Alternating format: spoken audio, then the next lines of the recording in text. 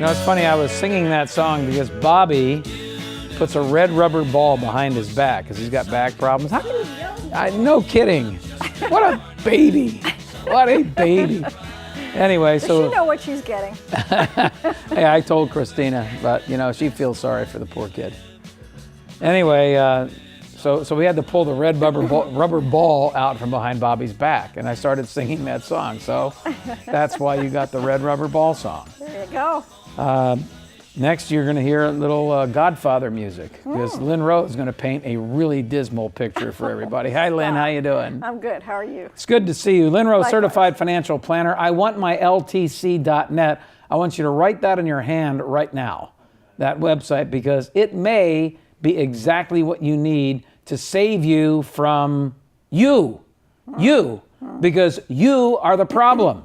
You're procrastinating. You think it's the other guy that's going to get sick. You think it's the other guy that's going to die. But just keep one thing in mind. You are the other guy to me, just like I am the other guy to you. Yeah. And you are not the other guy to me, but you are the other girl. I am the other girl. You heard me talking a little bit about Ken Deichwald. You know that guy, Yep. right? The age wave guy. Yep. Brilliant. And he talked about a couple things. So before we get to your comments on whatever it is you want to comment on, I want you to comment on a couple of things here. All right? I'll say a word or two. You give me your quick response. Longevity. Inevitable. I want you to talk about healthcare. Desperate need. So he says here that according to Us Against Alzheimer's and related forms of dementia, Yes. that now afflicts 1 in 2 people over the age of 85, the cumulative costs are expected to hit $20 trillion by 2050. Now, I said more than just a couple of words, but what's your reaction to that? Well, Ray, I mean, we are at a point now where you pointed out aging is part of the problem, but aging isn't the problem. So let's be clear about that. The longer you live, that does not mean that you are going to have Alzheimer's as a result of your aging. You're more inevitably going to have Alzheimer's because the statistics increase. I know that sounds like doublespeak, but my point is it's a disease, it's not a result of aging. But the longer you live, the higher probability that you have of having issues like Alzheimer's. And that's the point. Let me give you the next one, because issue number 3, Mr. Deichwald says, is averting a new era of mass elder poverty. Now, you've quoted some statistics on this before. Gosh, I'm telling you, Ray,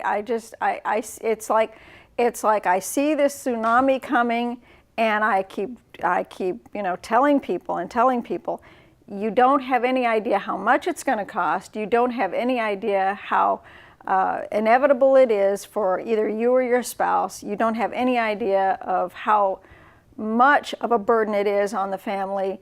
Don't assume that you're going to be able to take care of it. Don't assume the government is going to take care of it, please. And look at transferring that risk, which is what insurance is about. You transfer the risk to pockets far deeper than yours. It seems to me that there are some people on the campaign trail that are saying, no, you can rely on the government to take care of everything, cradle to grave. And how has that worked for us so far? Well, the question isn't how has it worked for us so far. It's how has it actually worked for those that have actually implemented it 20, 30, 50, 100 years ago so far. Right. Well, and that's another example. But the point being that right now, 70% of the people in skilled care, we're told, are on some form of public assistance. Now, you bring up a point. It's interesting. You bring up a point that a lot of this elder poverty started not from being impoverished before you got sick. Oh, no. You had money, but you had to spend the money on your health care. If you talk to the people in these skilled care homes, they were doctors, they were teachers, they were bus drivers, they were people who earned a living, saved their money, thought they had everything wired. They just did not have any idea, Ray, what it was going to cost, how long they were going to live. I mean, that's another thing. They had no idea how long they were going to live. and frankly, the inevitability of it. I mean, it's mind-boggling. He also says 37 states require providing sex education to high school students by law. Only 17 states require financial education. Isn't that something? I'd like to see both, actually. Yeah. You might do better with one or the other if you had both, but I'll leave it there. He also goes on to point out data from the Joint Center for Housing Studies at Harvard University that finds that less than 2% of our housing stock is built to be safe and accessible for elders, which can often result in elderly falling. And I found this fascinating. According to the Centers for Disease Control, 1/3 of Americans age 65 or older fall each year. 1/3! Yep. Resulting in 2.5 million emergency room visits, 95% of hip fractures, 95% of hip fractures, and 34 billion of direct medical costs from falling. From falling. So when you and your long-term care insurance policy companies meet with an individual that is a client, in other words, a person bought long-term care insurance, are there provisions for somebody to go in and do an assessment of the home? Absolutely.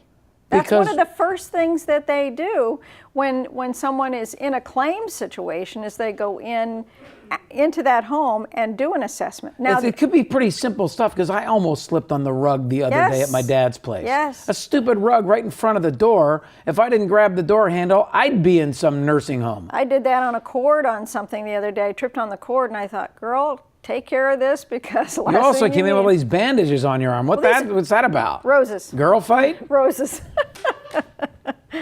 The new purpose of maturity, he finishes. According to Nielsen's 2015 cross-platform report, the 68 million retirees in the U.S. currently spend an average of 49 hours a week watching television and getting fatter and fatter. And I noticed this with my dad, who that's basically what he does now that he's 90. Watches TV. He's gained weight, and he's less mobile. He's having a much harder time getting in and out of, the car and stuff. And you can see how that leads to the next problem. And my mother died basically falling off of her wheelchair and breaking her foot. And it wasn't, the fact that she died of old age or diabetes or heart disease. No.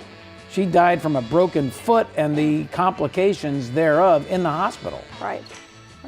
Okay, we'll finish with your thoughts on all this, but it's so critically important because, remember I said it's you folks and me, we are our own problem when it comes to this? Lyn has the solutions. And when we come back, you're gonna take over the show now? When we come back, she will help you with those solutions. So stick around.